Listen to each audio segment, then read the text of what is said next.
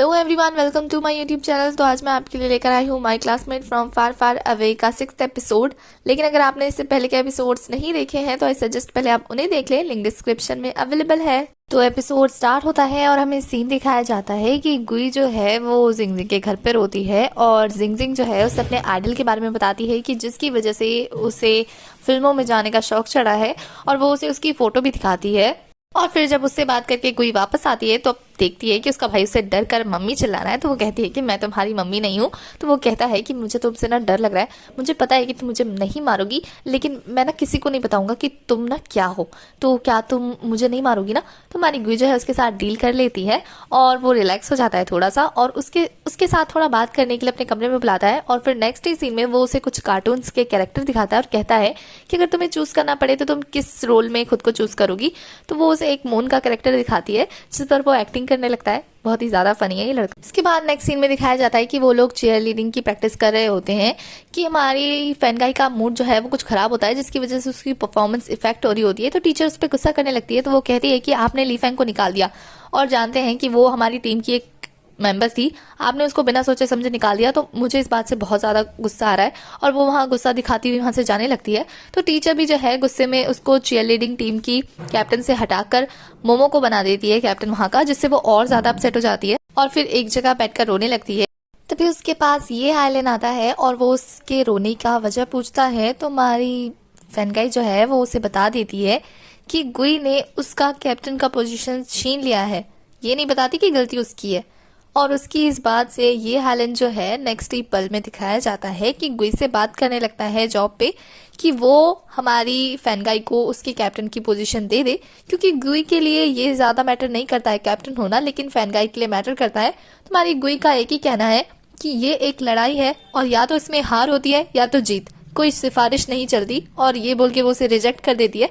और बॉस आके दोनों पे गुस्सा करने लगते हैं कि दोनों काम छोड़ के बात कर रहे हैं। और फिर अगले ही सीन में दिखाया जाता है कि उनके मॉल में एक सुपरस्टार आने वाले होते हैं, जिसके स्वागत में सब खड़े होते हैं। और वो सुपरस्टार और कोई नहीं बल्कि जिंगजिंग की आइडल होती है, जिसे हमारा डिंगनैन भी बहुत लाइक करता है। हमारा ये हाइलेन उसे टीज करता है।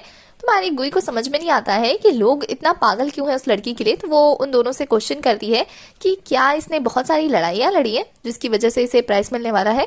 तो डिंगनर उसे बताता है कि वो एक सुपरस्टार है, तो ऐसा कैसे सोच सकती हो तुम। तो ये हाइलेन उसे मना करता है और कहता है कि ये हमारे दिमाग की तरह नहीं सोचती है, तो इसे मत समझाओ। तो हमारी गुई जो है वो सोचती है कि हमारे प्लेनेट पे लोग लड़ाइयां लड़के आते थे बहुत ज्यादा और जीत कर आते थे, तब उनको इतना ज्यादा फेम मिलता था, पर यहाँ सुपरस्टार को इतना फेम मिलता है। उसे समझ में नहीं आती है ये बातें, और कहीं ना कहीं ये हमारी सोसाइटी का कड़वा सच है। और फिर दिखाया जाता है कि गुई और ये हाइलेन काम कर रहे होते हैं। तो हमारी ये हाइलेन से गलती हो जाती है। तो जो एक्टर की स्टाफ होती है वो हमारे ये हाइलेन को मतलब ये हाइलेन पे गुस्सा करने लगती है। तो वो एक्टर पर्सनली आकर ये हाइलेन से माफी मांगती है और उसे अपने साथ ले जाती है। तो वो स्टाफ बेचारी देखती रह जाती है। और जब गुई वॉशरूम में होती है तो उसके पास एक और स्टाफ आती है उस एक्टर की, और वो रोने लगती है और शिकायत करने लगती है उस एक्टर के बारे में कि वो कितनी ज्यादा रूड है, कितनी ज्यादा एरोगेंट है, और उसने अपनी फोटो ना एक बौद्ध के सामने रखी हुई है, मतलब वो खुद को गॉडेश कह रही है। तो हमारी गुई जो है इस बात से गुस्सा हो जाती है और उसकी फोटो ले जाकर उसके सामने फेंकती है, जिसकी वजह से उसके बॉडीगार्ड के साथ उसकी अच्छी खासी लड़ाई हो जाती है। और उस लड़ाई को रोकने के लिए ये हाइलेन बीच में आता है, और इस बीच में वो एक्टर जो है वो हमारी गुई से बहुत ज्यादा गुस्सा हो जाती है। तो गुई उसे उल्टा सीधा सुना देती है, और जिस स्टाफ ने अपने एक्टर के बारे में हमारी गुई से शिकायत की होती है वो भी उसके अगेंस्ट होकर उस पर गुस्सा करने लगती है। तो ये हाइलेन उसे वहां से ले जाता है। और फिर नेक्स्ट पल में दिखाया जाता है कि गुई बहुत ज्यादा गुस्से में होती है। तो ये हाइलेन उसे शांत कराने की कोशिश करता है, जिससे वो हंस जाती है। और यहाँ ये हाइलेन की बातों से ऐसा लगता है कि जैसे उसे गुई कहीं ना कहीं सही लगी, और गुई ने जो किया वो उसे गलत नहीं लगता किसी भी एंगल से, तो उसको सपोर्ट कर रहा होता है। कि तभी वो स्टाफ जो हमारी गुई से शिकायत करती है वही गुई को आकर उल्टा सीधा बोलने लगती है कि उसकी वजह से उसकी जॉब जाने वाली थी। तो ये हाइलेन उसे कुछ सुनाने ही वाला था कि गुई उसे रोक देती है, ये बोलकर कि वो अपना सबक सीख गई है और लोगों के रोने का मतलब ये नहीं है कि वो हमेशा पेन में है। तो हमारा ये हाइलेन भी समझ जाता है कि चलो बंदी के दिमाग में कुछ तो घुसा। और फिर नेक्स्ट सीन में दिखाया जाता है कि बॉस जो है हमारी गुई को सारी सैलरी दे देते हैं, मतलब अब उसका जो जॉब है वो छिन चुका है सिर्फ उस एक्टर की वजह से। तो वो वहां से जाने लगती है। तो ये हाइलेन उसके पास एक बुके लेकर आता है और उसे की तरह उसे गुड बाय बोलता है और कहता है कि उसने कोई भी गलत काम नहीं किया, तो वो रिग्रेट ना करे कि उसने कुछ गलत किया है और वो उसके सपोर्ट में है। तो इससे हमारी गुई को थोड़ा अच्छा लगता है। और जब वो घर जा रही होती है ना, तो वो देखती है कि बिल्डिंग के बाहर यूचैन जो है उसका वेट कर रहा होता है। तो वो उसकी ना एक तरह से चापलूसी करने लगता है। तो हमारी गुई कहती है क्या बात है, तो वो उसे अपने कमरे में लेके जाता है और कहता है कि मॉम ना मेरे कमरे की तलाशी लेना चाहती है, तो मेरे पास ना एक खजाना है जो कि मैं तुम्हें देना चाहता हूँ।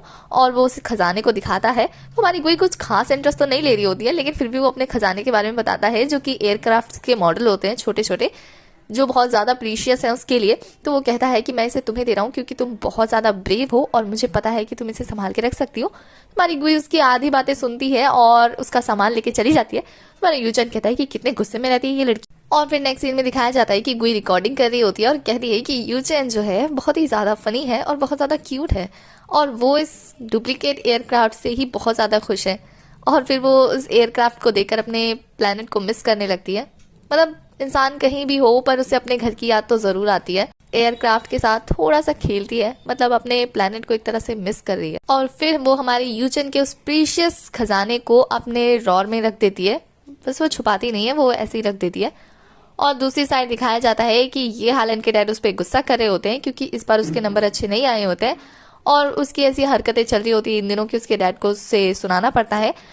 पर वो सुनाते सुनाते उसकी मॉम को भी बीच में ले आते हैं। तो ये हालन उन्हें कहता है कि मॉम को बीच में मत लाना, तो उसके डैड जो है समझ जाते हैं। और नेक्स्ट सीन में दिखाया जाता है कि यूचन और गुई घर वापस आते हैं। तो उसकी मॉम बताती है कि कोई गेस्ट आए हैं और उनसे बिजनेस करना चाहते हैं, और ये गेस्ट कोई और नहीं होता, वही प्रोफेसर होता है, जिसे यूचन देखकर तो समझ जाता है और वो उसे कुछ बोलने वाला होता है कि गुई उसे रोक लेती है। उसका गुस्सा शांत करने के लिए उसको वॉशरूम में लेके जाती है। तो यूचन वहां से कहता है कि साफ पता लग रहा है कि वो तुम्हारे लिए प्रॉब्लम खड़ी करने आए, मैं भी उसका मुंह तोड़ दूंगा। तो हमारी गुई से रिलैक्स रहने के लिए कहती है और कहती है कि कम से कम हमें ये तो जानना होगा ना कि वो यहाँ क्या करने आए। तो वो सभी खाने के टेबल पर बैठे होते हैं और यूजन प्रोफेसर को ऐसे घूरा होता है ना कि बस वो आंखों से ही कच्चा खा जाएगा। वैसे यहाँ ना इस सीन से एक चीज मुझे बहुत अच्छी लगी कि भाई अपनी बहन को खुद तो भले ही कितना भी धो ले, बहन उनको कितना भी धो ले, लेकिन अगर कोई दूसरा उन्हें हर्ट करने की कोशिश करता है ना, तो उसमें जब भाई का वो रौद्र रूप बाहर आता है ना, पूछो ही मत। मतलब वो अकेले ही फिर उस वक्त लड़ जाए, ऐसी हालत होती है उसकी। क्या आप लोगों के पास ऐसे सिबलिंग्स हैं? अगर हैं तो कमेंट में जरूर बताना। मेरे पास भी है एक लड़ाकू विमान, मेरा भाई। और लास्ट में यूजन से कंट्रोल नहीं होता, तो वो बातों बातों में डॉक्टर को धमकी दे ही देता है कि अगर उसने हर्ट करने की कोशिश की ना तो वो उसको धो ही देगा। और यहाँ उसके मॉम डैड को कुछ समझ में नहीं आता है, पर फिर भी वो सिचुएशन को कंट्रोल करके गेस्ट को गेस्ट की तरह रिस्पेक्ट दे रहे होते हैं। तो हमारी गुई बातों बातों में पूछ ही लेती है कि बिजनेस आपका कहाँ कैसे चल रहा है। तो वो कुछ और जवाब देने वाला होता है कि गुई खुद ही से कह देती है उसके उस ऑफिस का एड्रेस जहां पे वो एलियंस को पकड़कर उनसे मेंटल पावर लेता है। तो डॉक्टर को समझ में आ जाता है कि गुई को उसका सारा काला चिट्ठा पता है। तो वो भी बातों बातों में से टॉन्ट कस ही देता है कि तुम्हारी भी हरकतें पहले जैसी नहीं है, मतलब अब वो चेंज हो गई है। तो इस बात से उसके मॉम डैड को तो कुछ समझ में नहीं आता है, लेकिन यहाँ यूचन और गुई के कान खड़े हो जाते हैं कि डॉक्टर भी उसके बारे में सब जान। पर गुई को हराना इतना आसान थोड़ी ना है। वो बातों बातों में कुछ ऐसा कह जाती है कि बेचारे डॉक्टर को वहां से जाना ही पड़ता है। मतलब वो एक तरह से उसे बिजनेस के बारे में ही कहती है और वहां ले जाने के बारे में कहती है कि डॉक्टर बात को पलटते हुए वहां से जाने लगता है ये बोलकर कि उसे जरूरी काम है, और वहां से चला जाता है। तो उसके जाने के बाद मॉम कहती है कि इतना अच्छा मौका हमारे हाथ से निकल गया, हमारा बिजनेस आगे बढ़ सकता था। पर फिर भी वो हमारी गुई की बहुत ज्यादा केयर करने लगती है। तो गुई जो है अपनी मॉम से कहती है कि मेरी वजह से आपके बिजनेस में अब लॉस हो जाएगा, आपको बुरा तो नहीं लग रहा। तो उसकी मॉम जो है उसकी और ज्यादा केयर करने लगती है, और वो कुछ बोली पाती कि उससे पहले उनके डैड कहते हैं कि तुम्हारी मॉम के लिए इस दुनिया में कुछ भी चीज मायने नहीं रखती है जब तक तुम दोनों सही सलामत हो। और ये बात सुन के हमारी गुई को इतना ज्यादा अच्छा लगता है ना, मतलब उसको मॉम को लेकर और ज्यादा प्यार भर जाता है उसके मन में। और फिर नेक्स्ट सीन में दिखाया जाता है कि गुई समुद्र के किनारे अपनी मेंटल पावर चेक करती है, जो कि अब सिर्फ 86% बची है। और फिर दिखाया जाता है कि एक प्रोफेसर का आदमी जो है उसके ऑफिस से निकल रहा होता है, एक डिवाइस लेकर कहीं जा रहा होता है, पर उसे ऐसा लगता है कि कोई उसके आसपास है। तो वो चेक करने जाता है तो उसे कोई नहीं मिलता है, तो वो चला जाता है रिलैक्स होकर। और फिर नेक्स्ट सीन में दिखाया जाता है कि हमारी फैन गाई जो है वो अपने लॉकर में अपना चेयर लीडिंग का यूनिफॉर्म देखकर अपसेट हो जाती है, क्योंकि उसको टीचर की वो बात याद आ जाती है जिसमें वो उसे कैप्टन के प्लेस से रिप्लेस कर मोमो को बना देती हैं। तो इस बात से वो बहुत ज्यादा सैड हो जाती है। तभी वो जैसे अपना ड्रॉर बंद करती है ना, तो उसके सामने ये हेलन आता है और वो कहता है अगर तुम्हारा मन नहीं है जाने का तो क्यों ना तुम मेरे साथ बास्केटबॉल खेलने चलो। और फिर नेक्स्ट सीन में दिखाया जाता है कि वो उसका मूड ठीक करने के लिए उसे बास्केटबॉल खेलना सिखा रहा होता है, और दोनों थोड़ा सा मस्ती करते हैं और फिर शांति से बैठकर बात करने लगते हैं। तो वहाँ फैन गई ये हेलन को बताती है कि उसका सपना ऐसे छोटे मोटे स्कूल में पढ़ने का नहीं है, उसका सपना बहुत बड़े स्कूल में जाने का है। लेकिन फिर भी अभी छोटी छोटी चीजें उसे इफेक्ट कर रही हैं, मतलब वो कितना ज्यादा इन सब में घुस गई है।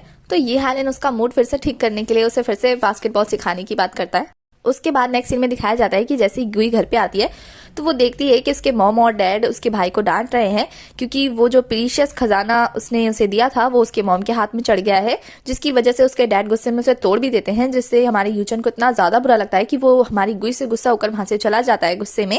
और गुई उसके पीछे जाती है और उसको समझाने की कोशिश करती है।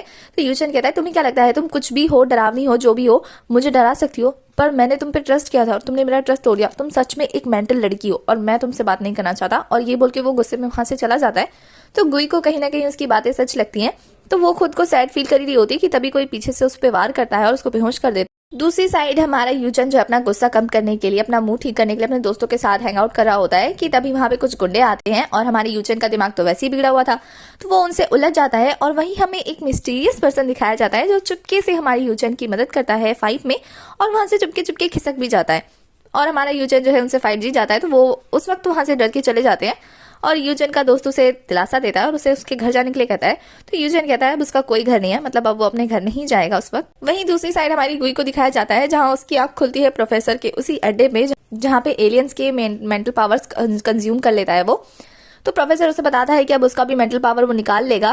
तुम्हारी गुई कहती है इतना आसान है क्या मुझे हराना, और सच में गुई को हराना इतना आसान है। तो जैसे ही उसका स्टाफ उसका वो बॉक्स लेकर आता है जिसमें वो गैजेट होता है, तो वो बॉक्स खाली होता है, जिसे देखकर डॉक्टर की हवाइयां उड़ जाती है। और यहाँ हमें फ्लैशबैक के थ्रू पता चलता है कि जब उस आदमी को यह एहसास हुआ था कि कोई उसके पास है, तो उस वक्त गुई थी जो बड़ी ही चालाकी से उसका बैग एक्सचेंज कर देती है, जिसकी वजह से गुई अभी इस वक्त उसके चंगों से निकल जाती है और उसको बहुत अच्छा सबक सिखाती है, और जो भी उसने डाटा कलेक्ट किया होता है ना उसको सारा को कंज्यूम कर लेती है। उसके बाद दिखाया जाता है कि गुई का वो परफॉर्मेंस स्टार्ट होने वाला होता है, कंपटीशन था। तो तभी उसको फोन आता है, कोई उसको कॉल करके बताता है कि उसके मॉम डैड और यूचन जो है वो खतरे में है। तो हमारी गुई फटाफट वहां से निकल जाती है। वहीं दूसरी तरफ दिखाया जाता है कि यूचन को वही गुंडे उठाकर पीट रहे होते हैं। अब कैसे पकड़ा है ये तो हमें नेक्स्ट एपिसोड में पता लगेगा। इस एपिसोड की एक्सप्लेनेशन होती है खत्म। तो एपिसोड 6 की एक्सप्लेनेशन होती है खत्म। आगे की कहानी के लिए आपको नेक्स्ट एपिसोड तक वेट करना होगा। तब तक के लिए बाय। और अगर अभी तक आपने मेरे सेकंड चैनल पर विजिट नहीं किया है तो लिंक आपको कम्युनिटी पोस्ट पर मिल जाएगा, वहाँ से आप देख सकते हैं, या फिर मैं डिस्क्रिप्शन पे भी अवेलेबल कर दूंगी लिंक। तो आप उस लिंक पे क्लिक करके मेरे सेकंड चैनल पर विजिट कर सकते हैं, वीडियोस को देख सकते हैं। अगर पसंद आता है तो सब्सक्राइब कर देना, लाइक कर देना, कमेंट कर देना एक प्यारा सा।